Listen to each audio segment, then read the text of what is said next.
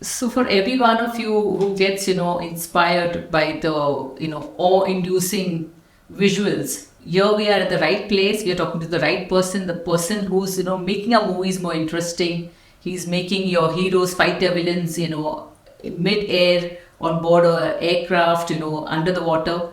And it all looks so real, so believable. Making the experience for moviegoers more alive.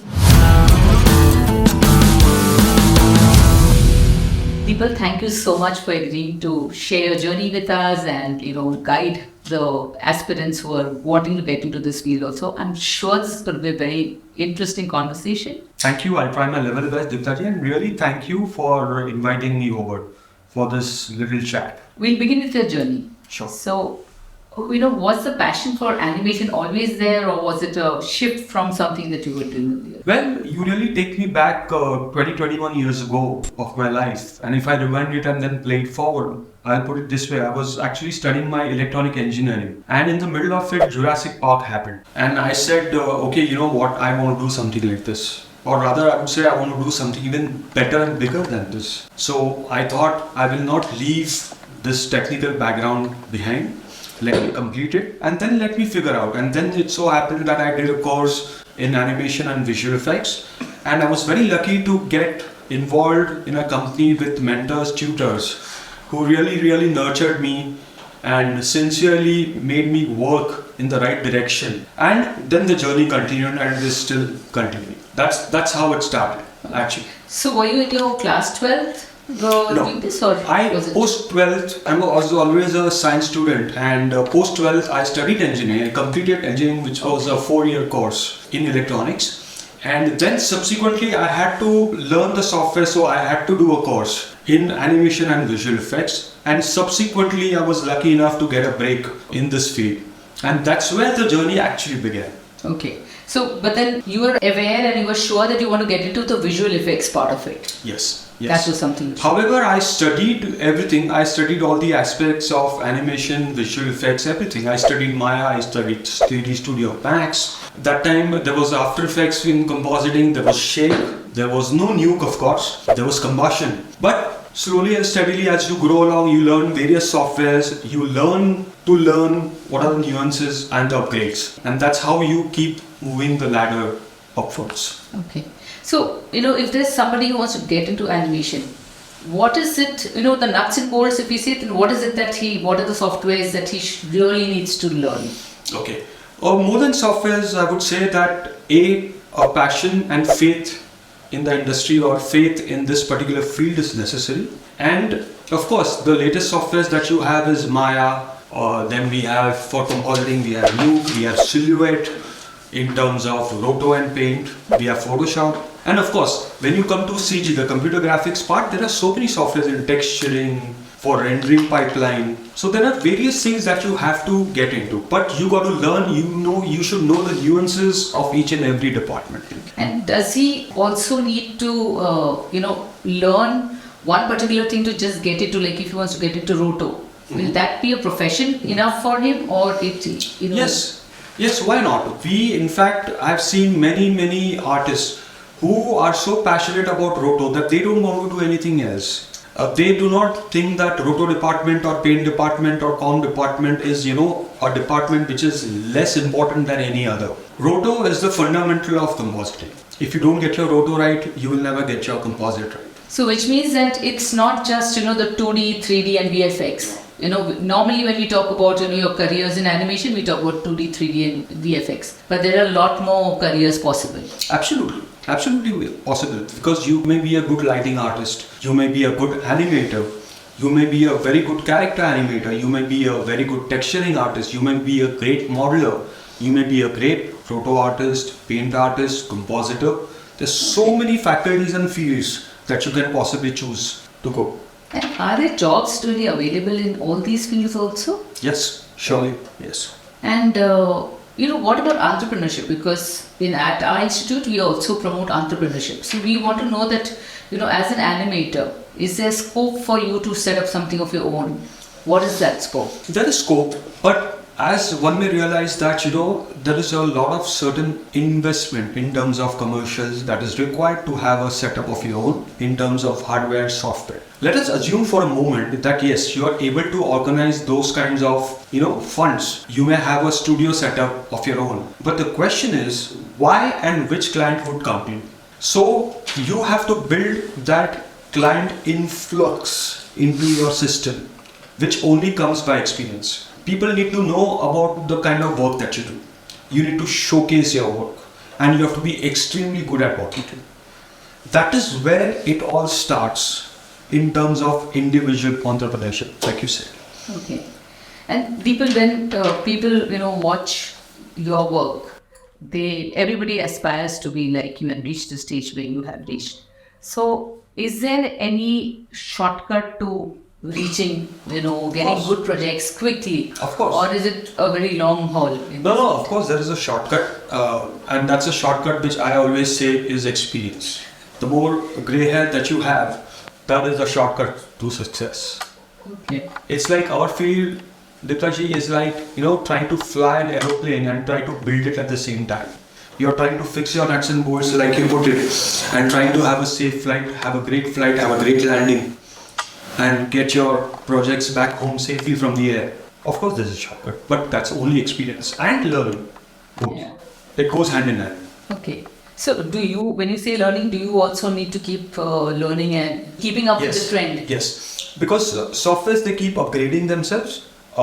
You also have new technologies coming in. For example, virtual production, Unreal Engine, etc. are the new skills that has been very, very proficient now. So it's something that's new that started. So if somebody is interested in that from a CG point of view, it's definitely going to have to be learning more and more. Even in compositing on the existing softwares or faculties, you have softwares which keep upgrading themselves, so you need to upgrade also. There is nothing like a stagnant position ever. So how do you do it? You also undergo training. How do you do it personally? Well, like Agatha Christie said, you do it with mirrors. I prefer to do it with honing my skills, reading a lot about it, practically trying to work around it, and of course my team. You learn with your team. In order to be able to teach anybody or guide anybody something, you got to know the stuff yourself. Yeah. So it's something that you have to keep on learning, and that's the only way. That's the only key. Okay. Also, this whole thing about working on a project, it's like there are lots of parts to the actual whole. Yes. So, what are the soft skills that a person would really require if he wants to work in this field? Soft skills. When we say that you have to be a very good communicator. When you say you got to be very good in communication, I would not say that it's about the language. Language is just a media.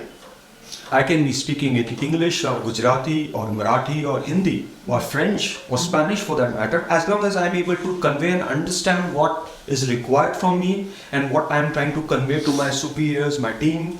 I think that is a better way of explaining communication. But soft skills are, yes, they are important. If you're just a teamwork and if you're just a silent spectator and just trying to work, if you're not able to understand what needs to be done, then it's something that you will be lagging behind now. Okay. Also, this is one belief that has been there, and many parents also believe that my son can't draw, so then he can't draw for nuts, so then why will he get into this field? Sure. So how important is it to be a good sketcher, or and actually in this field right now with so much of technology coming in, does the sketching, having the skill to sketch even make sense? It does. Well, it's never harmful to know something different or better. Education and skill go hand in hand. It's always beneficial, but I would say it's not a mandate. It's definitely going to help you in a certain way. For example, I have a darker secret. I myself can't draw. You give me a ruler and a pencil and my hands will shake to draw a straight line, but here I am. But at the same time, I will not probably become a very good look developer. Okay. Whereas somebody who's got drawing skills will have a better idea. For example, drawing skills help a lot in sketching.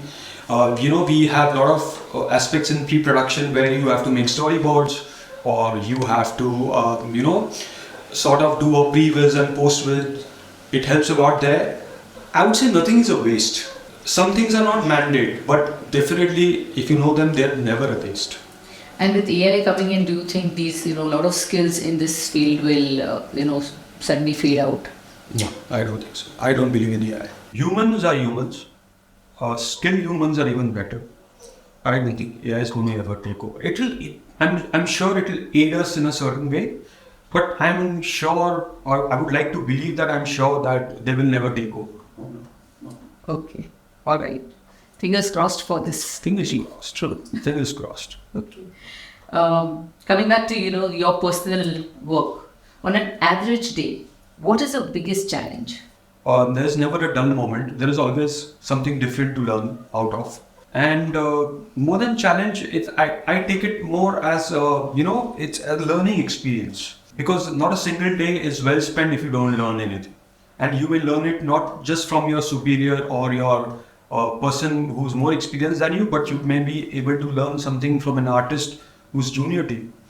There's always a possibility in our field that yes, it's quite possible that you really got to learn and you'll be able to learn something every day. That is my biggest challenge. It's something that I look forward to actually. It's like choosing my one eye over the other. I would not differentiate or bifurcate every project, every job, how big or small, I don't know, and I don't really worry about it, has been the most challenging job of my life. Like I said earlier, it's something that brought me to where I am and I look forward to only go further. So what are these challenges? Like when you have your set program there, but what could be different that could, that suddenly comes as a surprise? Oh, well, it's a good question. You have the same software, you have the same skills, you have the same set of probably artists, but rather the requirement of the shot or the project or the scene will be so differing than what you may have done earlier, that it's something to achieve that your best quality output will come. Is the challenge, is the key. Okay. And that's exactly what I look forward to. So give me an example that if you're doing something, you're creating a human or animal or whatever. So what is it that you would really have to focus on it? Well, my passion, my liking is roto paint and compositing. Ultimately in compositing, as you know, everything comes into one place. Yeah. When it comes to make it look real, without visual effects. For example, the biggest compliment that we have ever received is, what have you done in this film? Okay. Well, if you put a dinosaur, they know it's visual effects. Now, everybody's smart enough to know that.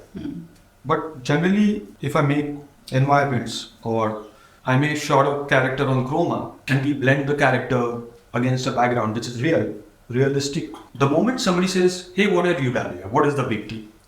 So I said, I take it as a compliment, we've done nothing. Okay. It's so good that they can't even realize the difference. Well, I would like to say that we strive for it, that nobody comes to. If we don't get an award, it's fine. As long as nobody knows what we have done. Okay. That is a bigger award, I would say. That's so true. Okay. And okay, lastly, what is the advice that you would give students who are getting into this field? What's the advice for them? Okay. To begin with, believe in what you have to do, what you want to do. That is very important. Be passionate about it. Be very sincere about it. Integrity in our business is extremely sacrosanct. And last but not the least, hone your skills. The moment you say that this is where I know everything is probably the day one should retire. You have to keep learning. You have to be very cognizant of the changes in the industry. You have to respect and honor the work. More importantly. And of course, get good mentors, get good tutoring. There are several institutes out there. वो कहते हैं ना कि there is so much crowd at the bottom, but there is always room at the top. Yeah. If you are very good at what you do, you don't have to worry about being in a crowded place. But that's something that comes from experience, from learning. I would say mentorship is also extremely important. For a big quotient of life, if you don't have the right mentors, you may be off track, which you will not do. What you think you know is best is what is being taught to you. So it is also the responsibility of the teachers to be able to guide in the right direction. Now, whether the person takes that direction and goes the wrong way is, of course, that person's own struggle. But yes, you got to be very, very passionate about it. Every day is a new day. There is never a dull moment. Okay. Thank you so much. It was, Thank you very much. These are nuggets of information which would really be really useful for anybody. I'm in fact, Dipta ji, I'm a little surprised myself that I could speak so much about it because, to be able to speak. For example, in my time, we had only our good mentors. There was nobody to give us a prep talk. Of course, while our job, we have the greatest people to teach us. But at the same time, we never had such kind of an orientation. So somewhere, if it's going to help prospective students or anybody to get into it, but there is one very important thing I will again reiterate and say: try and be very good at what you do. That comes from hours of practice and learning and That's right. updating your skills. That's right. You cannot assume that, okay, I know how to press the buttons, but what button to press when is what is important. And how to press. Sometimes what not to do is more important than what to do. Yes, that's so rightly said. And that's about it. Yeah. Lastly, मैं एक चीज कहूँगा सबके लिए कि लहरों से डरकर कभी नौका पार नहीं होती क्योंकि कोशिश करने वालों की कभी हार नहीं